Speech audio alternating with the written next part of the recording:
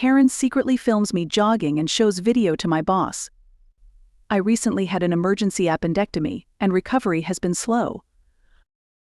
I had to take time off from my own athletics, but worse, from coaching in the kids' sports program I'm involved with. The experience made me step back and realize I really built my whole identity around being active and healthy, so the hit my physical abilities took as a result of being sick. The healing process has made me feel lost. I've been working to regain the joy I used to experience from exercise without going, "Oh, you used to be so much faster with that," or "Your technique used to be so much stronger," or "You don't fit in anymore," or whatever else, and just enjoy myself regardless of the level I'm at. But ironically, the anxiety about not being able to do what I used to has made regaining those abilities difficult. It made me self-conscious about exercising in public spaces, but I was starting to finally get over it as friends convinced me the source of the concerns were all in my head. There's no way to get back to it other than training. So despite the anxiety, I started running again, as soon as the doctors approved it. I went to the local track and just did a few slow laps each morning, building up speed every few days, and I've only just been authorized to add some sprints and bodyweight strength training to the mix. Occasionally there were other people at the track, but I didn't really notice because I run with headphones on and try to zone out in these lighter sessions. But little did I know my friends were wrong. It was not all in my head. I was being watched, and more than that, I was being judged. My absolute catastrophe level worst nightmare at this stage of building back my strength and speed. On Friday I was setting up for practice at the kids program, and the head coach asked me into his office because a parent had a complaint. A parent I didn't know too well, Karen, was there, and he said she had specific complaints about me. The meeting almost didn't happen because of Karen's initial refusal to put on a mask required in our facilities for now, but eventually her desire to tell on me for whatever she thought she had me on overrode her freedoms to infect everyone. I was a bit nervous, as anyone is being called to meet with their boss over a complaint, but I figured it was a classic case of my kid should start more, or I know my kid tried out as a midfielder, but I want her to switch to defense, that kind of rules don't apply to me thing. But instead, I sit down in the office and Karen is playing my boss a video of me running on the track, that she filmed from afar. It's surrounded by stadium-style risers. I was horrified, both because no one is ever totally used to seeing themselves on video, and because I was just embarrassed about how slow I was. But most importantly, because why was a virtual stranger I'd met her personally maybe 4 times, ever filming me while I ran on my own time at a private facility?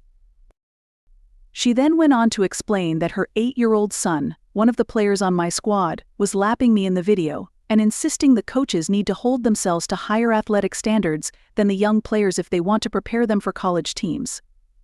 Again, her son is 8. Apparently her son would sometimes be running on the track, while her older child was practicing on a nearby field. I never noticed. The kid is still relatively new, and I don't pay much attention to the other people on the track. My boss patiently but firmly explained to Karen that my physical abilities are not the parents' concern, and all personnel are closely managed by the head coaches who understand each unique situation and what's appropriate, and that her son wouldn't be impacted.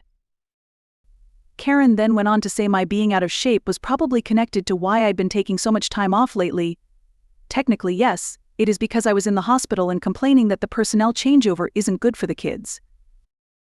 My boss again reiterated that the head coaches hadn't changed or taken any time off, and that I was still one of the most skilled in the area I instruct, so this was not her concern. She asked if there was someone else she could speak to, but he explained that he was the owner and founder of this program, so no, there was not. I knew my boss was intentionally avoiding saying what had happened to me or even alluding to a health issue to protect my privacy, but I figured maybe being transparent with her would show her how ridiculous she was being and keep her tuition dollars in our program during a difficult time for sports clubs. But when I explained, she just turned to the boss and said, "Well, maybe you should furlough her until she's healed and bring on a healthy coach in the meantime, because my son needs someone out there who can keep up with him." My boss respected what I was trying to do but made clear we weren't going further with that strategy to avoid setting a precedent of sharing coaches' personal circumstances. Telling her why people take time off, or what their health status may be, is not her concern, because the program manages that and makes appropriate decisions.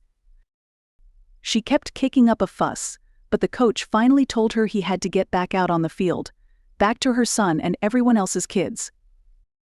She started physically leaving but continued fussing about how she was not satisfied and would not be recommending us to other parents. Pro tip: not the way to conduct yourself with the people who make recommendations to scouts concerning family culture team interaction. The coach wasn't preparing to leave. Instead, he stopped her in her tracks to tell her if she was found to be surveilling or otherwise harassing any staff members again, she would be permabanned from the program. No games or practices, no team social events, no presence in our buildings, and no clemency. So, that was pretty satisfying. Her son is a good, average kid, and I'm glad the consequences were focused on booting her out rather than limiting his opportunities to have fun playing. So then we went out and had a great, happy, safe practice.